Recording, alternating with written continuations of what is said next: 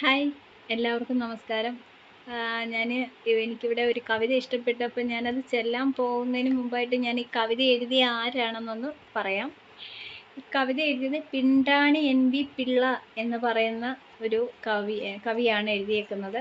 അദ്ദേഹത്തിൻ്റെ ഒരു 100 കവിതകളുടെ ഒരു ചെറിയൊരു ബുക്കാണ്. 108 കവിതകൾ അടങ്ങിയൊരു ബുക്കാണ്. അപ്പോൾ അതിൽ ഓണത്തിൻ്റെ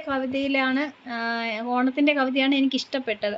അതാണ് ഞാനിപ്പോൾ ചെല്ലാൻ പോകുന്നത്. അപ്പോൾ എനിക്കത് ഒരുപാട് ഇഷ്ടപ്പെട്ട് ആ കവിത എഴുതിയത് H&C ബുക്സ് എന്ന് പറയുന്ന ഒരു കമ്പനിയാണ് ഇത് എഴുതിയിട്ടുള്ളത്.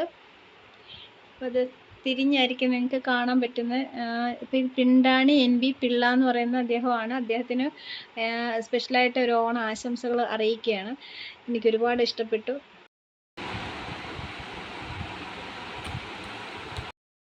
ഓണസദ്യ എന്ന ഈ കവിതയുടെ പേര്. അപ്പോൾ നമുക്ക് അതൊന്ന് നോക്കാം, ചെറുതായി എനിക്കറിയാവുന്ന രീതിയിലൊന്ന് ചൊല്ലി നോക്കാം. എനിക്കൊരുപാട് ഇഷ്ടപ്പെട്ട കവിത. മാവേലിയമ്മവ വന്നാട്ടെ, ആവണി പലകയിലിരുന്നാട്ടെ. മാവേലിയമ്മവ വന്നാട്ടെ, ആവണി പലകയിലിരുന്നാട്ടെ.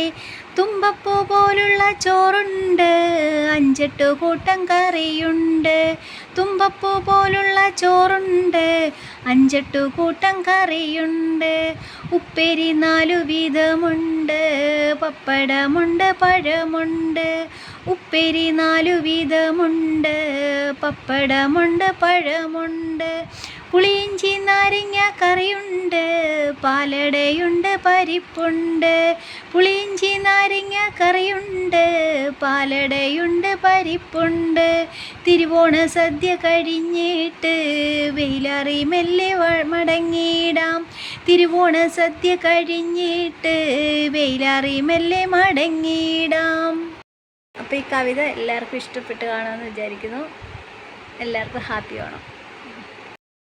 അപ്പോൾ ഇതിനകത്ത് ഈ കവിത എനിക്കൊന്ന് ചൊല്ലണമെന്ന് തോന്നി. അങ്ങനെയാണ് ഞാൻ ഈ വീഡിയോ എടുക്കാനായിട്ട് തുടങ്ങിയത്. എങ്ങനെ ഫോൺ പിടിച്ചിട്ടാണ് ഞാൻ വീഡിയോ എടുക്കുന്നത്. എനിക്കത്ര വശമില്ല, പക്ഷെ എനിക്ക് ഈ കവിത ഒരുപാട് ഇഷ്ടപ്പെട്ടു.